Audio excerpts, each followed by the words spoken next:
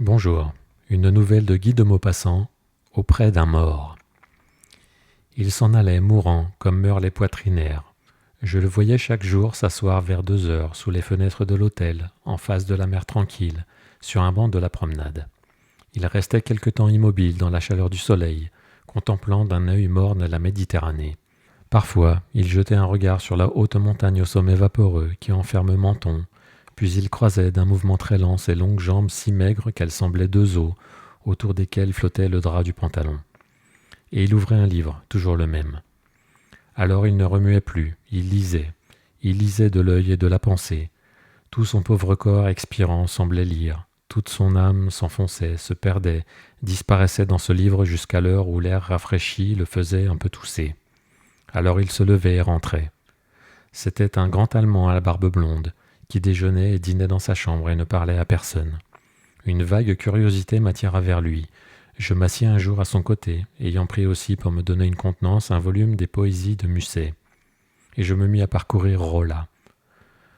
Mon voisin me dit tout à coup en bon français : « Savez-vous l'allemand, monsieur ? » ?»« Nullement, monsieur. »« Je le regrette, puisque le hasard nous met côte à côte, je vous aurais prêté, je vous aurais fait voir une chose inestimable, ce livre que je tiens là. » »« Qu'est-ce donc ? » ?»« C'est un exemplaire de mon maître Schopenhauer, annoté de sa main. Toutes les marges, comme vous le voyez, sont couvertes de son écriture. Je pris le livre avec respect et je contemplais ces formes incompréhensibles pour moi, mais qui révélaient l'immortelle pensée du plus grand saccageur de rêves qui est passé sur la terre. Et les vers de Musset éclatèrent dans ma mémoire. Dors-tu content, Voltaire, et ton hideux sourire voltige-t-il encore sur tes os décharnés ? Et je comparais involontairement le sarcasme enfantin, le sarcasme religieux de Voltaire à l'irrésistible ironie du philosophe allemand dont l'influence est désormais ineffaçable. Qu'on proteste et qu'on se fâche, qu'on s'indigne ou qu'on s'exalte, Schopenhauer a marqué l'humanité du sceau de son dédain et de son désenchantement. Jouisseur désabusé, il a renversé les croyances, les espoirs, les poésies, les chimères, détruit les aspirations, ravagé la confiance des âmes, tué l'amour, abattu le culte idéal de la femme, crevé les illusions des cœurs, accompli la plus gigantesque besogne de sceptique qui ait jamais été faite. Il a tout traversé de sa moquerie et tout vidé. Et aujourd'hui même, ceux qui l'exècrent semblent porter, malgré eux, en leurs esprits, des parcelles de sa pensée. « Vous avez donc connu particulièrement Schopenhauer » dis-je à l'Allemand. Il sourit tristement. « Jusqu'à sa mort, monsieur. » Et il me parla de lui, et il me raconta l'impression presque surnaturelle que faisait cet être étrange à tous ceux qui l'approchaient.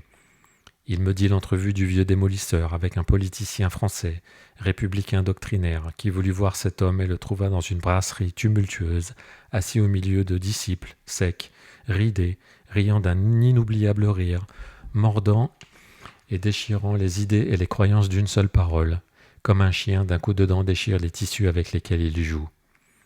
Il me répéta le mot de ce Français, s'en allant effaré, épouvanté et s'écriant : « J'ai cru passer 1 heure avec le diable. » Puis il ajouta : « Il avait en effet, monsieur, un effrayant sourire qui nous fit peur, même après sa mort. C'est une anecdote presque inconnue que je peux vous conter si elle vous intéresse. » Et il commença d'une voix fatiguée que des quintes de toux interrompaient par moments. Schopenhauer venait de mourir et il fut décidé que nous le veillerions tour à tour, 2 par 2, jusqu'au matin. Il était couché dans une grande chambre très simple, vaste et sombre. 2 bougies brûlaient sur la table de nuit. C'est à minuit que je pris la garde avec un de nos camarades. Les 2 amis que nous remplacions sortirent et nous vînmes nous asseoir au pied du lit. La figure n'était point changée, elle riait. Ce pli que nous connaissions si bien se creusait au coin des lèvres et il nous semblait qu'il allait ouvrir les yeux, remuer, parler. Sa pensée, ou plutôt ses pensées, nous enveloppaient. Nous nous sentions plus que jamais dans l'atmosphère de son génie, envahi, possédé par lui. Sa domination nous semblait même plus souveraine maintenant qu'il était mort. Un mystère se mêlait à la puissance de cet incomparable esprit. Le corps de ces hommes-là disparaît, mais ils restent, eux, et dans la nuit qui suit l'arrêt de leur cœur, je vous assure, monsieur, qu'ils sont effrayants. Et tout bas nous parlions de lui, nous rappelant des paroles, des formules, ces surprenantes maximes qui semblaient des lumières jetées par quelques mots dans les ténèbres de la vie inconnue. « Il me semble qu'il va parler, dit mon camarade, et nous regardions avec une inquiétude touchant à la peur, ce visage immobile et riant toujours.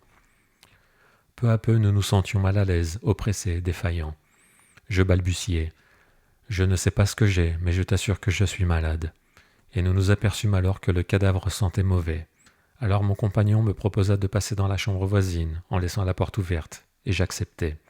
Je pris une des bougies qui brûlait sur la table de nuit, et je laissai la seconde, et nous allâmes nous asseoir à l'autre bout de l'autre pièce, de façon à voir de notre place le lit et le mort, en pleine lumière. Mais il nous obsédait toujours. On eût dit que son être immatériel, dégagé, libre, tout-puissant et dominateur, rôdait autour de nous. Et parfois aussi l'odeur infâme du corps décomposé nous arrivait, nous pénétrait, écœurante et vague. Tout à coup, un frisson nous passa dans les os, un petit bruit était venu de la chambre du mort. Nos regards furent aussitôt sur lui, et nous vîmes, monsieur. Oui, nous vîmes parfaitement, l'un et l'autre, quelque chose de blanc courir sur le lit, tomber à terre sur le tapis et disparaître sous un fauteuil. Nous fûmes debout avant d'avoir eu le temps de penser à rien, fous d'une terreur stupide, prêts à fuir. Puis nous nous sommes regardés, nous étions horriblement pâles, nos cœurs battaient à soulever le drap de nos habits. Je parlais le premier. « Tu as vu » ? « Oui, j'ai vu. »« Est-ce qu'il n'est pas mort ?»« Mais puisqu'il entre en putréfaction, qu'allons-nous faire ?» Mon compagnon prononça en hésitant. « Il faut aller voir. » Je pris notre bougie et j'entrai le premier, fouillant de l'œil toute la grande pièce au coin noir. Rien ne remuait plus, et je m'approchai du lit. Mais je demeurais saisi de stupeur et d'épouvante. Schopenhauer ne riait plus. Il grimaçait d'une horrible façon, la bouche serrée, les joues creusées profondément. Je balbutiai, il n'est pas mort. Mais l'odeur épouvantable me montait au nez, me suffoquait, et je ne remuais plus, le regardant fixement, effaré comme devant une apparition. Alors mon compagnon, ayant pris l'autre bougie, se pencha. Puis il me toucha le bras sans dire un mot. Je suivis son regard, et j'aperçus à terre, sous le fauteuil à côté du lit, tout blanc sur le sombre tapis, ouvert comme pour le mordre, leur atelier de Schopenhauer. Le travail de décomposition desserrant les mâchoires l'avait fait jaillir de la bouche. J'ai eu vraiment peur ce jour-là, monsieur.